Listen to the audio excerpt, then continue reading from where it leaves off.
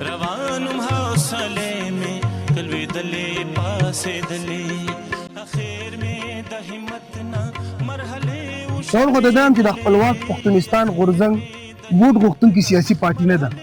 لکه دا تاسو له دا نه وایي چې موږ ته ووټ راکړي موږ پارلمان ته بوځو، نه تاسو له دا وایي چې یاره موږ سره سمالي مرسته وکړي، نه موږ هرګز دا نه وایي چې موږ سره خامخا سمالي مرسته وکړي، بلکې خپلواک پښتونستان غورځنګ د آګاهۍ جرګې او پاڅون په لار زموږ ستاسو د پښتانه خاوره چې ده په دې د پښتون اولنی حق ثابت لیدل غواړي. دا زموږ د آګاهۍ لړۍ روانه څنګه چې مول د آګاهۍ جرګې او پاڅون په لار، نو دا تاسو له سوچ درکول دا زموږ د آګاهۍ هغه لړۍ د سلسله ده. تاسو ته د سوچ درکو د خپل تحریک د خپل قوم د خپل اولنی حق خپلواک پښتونستان غورځنګ په پښتنه خاوره چې څومره هم سرکاري چوکۍ او نوکرۍ دي په هغې اولنی حق د جوګه پښتنو ځوانانو ثابت لیدل غواړي. دې بل لږ وضاحت وکړم، زموږ د دې سیمې زیاتر خلک د سعودي، دوبۍ، خلیج ممالک چې څومره دي دوی ته ځي. تاسو دې لږ پوښتنه وکړئ چې په دغه خاوره کوم نومونه چې ما واخیستل په دې چې څومره سرکاري چوکۍ او نوکرۍ دي په دې اولنی حق د چا دی؟ د هغې خاورې د خپلو خلکو دی او که د نورو دی؟ د هغې د خپلو خلکو دی. اوس به راشم خپلې پښتنې خاورې ته. دا کاکا دی، دا په خپل بچي باندې سبق وایي، ټول ورځ به هلته خوارئ، خپل بچي ته به بهترین مستقبل غواړي. بهترین مستقبل څنګه؟ هغه باندې به تعلیم کوي، کوشش به کوي چې هغه 14 وکړي، صحیح ده، ماسټر وکړي، بهترین تعلیم وکړي چې هغه یو ښه ځای کې نوکر شي. نن زما د خاورې څه حل دی؟ زما د ځوان څه حل دی چې 14 ډګري به ورسره وي؟ چېرته به ټماټر خرڅوي، چېرته به سبزي خرڅوي، چېرته به هلته جمعدار توپ کوي. دا دی ښه بدبختي دی زموږ ده چې زما تعلیم یافته ځوان دلته کباړ خرڅوي. څومره بدبختي دی زما. حالانکې دی د خپل بنیادي حق نه دی خبر. دی که د خپل بنیادي حق نه خبر وی که نه نو دی به یو د عربي نه به هم د 10 عربیانو نه به دا زیات مالدار و. په عربو کې تش تیل دی او د هر عربي پکې حق دی. ستا په خاوره تیل شته، ګیس شته، قدرتي معدنیات څومره. زه وایم چې زموږ یو ملګري خبره کوي په سوره رحمان کې چې د کومو نعمتونو ذکر دی زموږ په پښتنه خاوره شته، خو په هغې کې زموږ برخه نشته. د هغې نتیجه څه ده؟ چې زما ځوان دلته کبان خرڅوي، زما ځوان به په پنجاب کې چوکیداري کوي، زما ځوان به په دوبۍ او سعودي کې خپله ځواني خاورې ایرې کوي.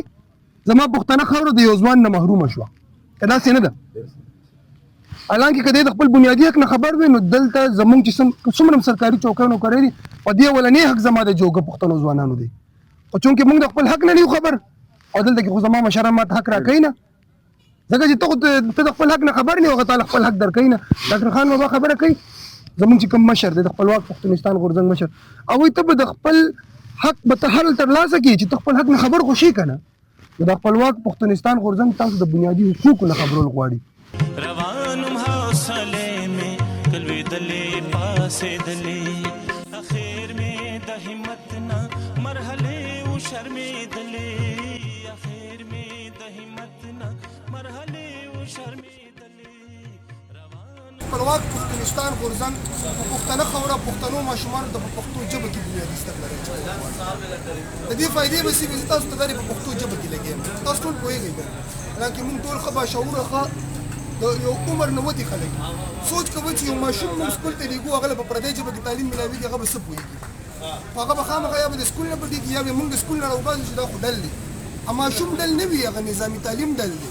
په پردۍ ژبه کې ورته تعلیم ورکړی کېږي. نن زما په پښتنه خاوره زما پښتون ماشوم ته پښتون استاد په پردۍ ژبه کې تعلیم ورکوي.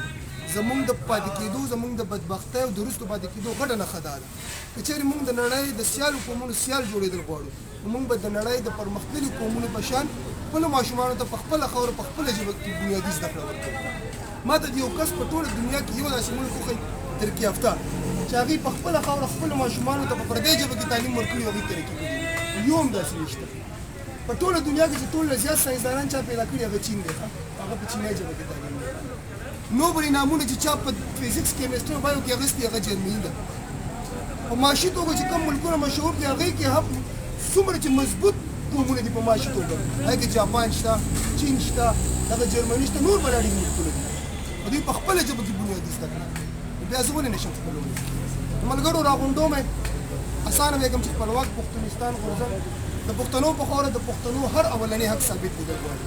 روانم حوصله می کلوی دلی پاسې دلی روانم حوصله می کلوی دلی پاسې دلی اخر می د همت نه مرحله و شرمېدلې आखिर में द हिम्मत ना मरहले वो शर्मेदले रवानुम हौसले में कलवे दले पासे दले रवानुम हौसले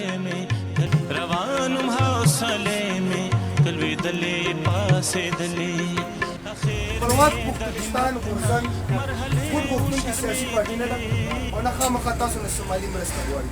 لنډه دا چې خپلواک پښتونستان غورځنګ د پښتنو په خاوره د پښتنو هر اولنی حق ثابت لیدل غواړي. په دې سلسله کې موږ کور په کور کلي په کلي دوکانونه چې کوم ځای ګورو چې پښتانه وي هغوی خبرو او به پښتنو ته دا وایو چې تاسو په خپل چاپېریال کې دغه سوچ خپور کړئ. دا زموږ د اګاهۍ یو سلسله ده. موږ د اګاهۍ جرګې او پاڅون لار خپله کړې ده.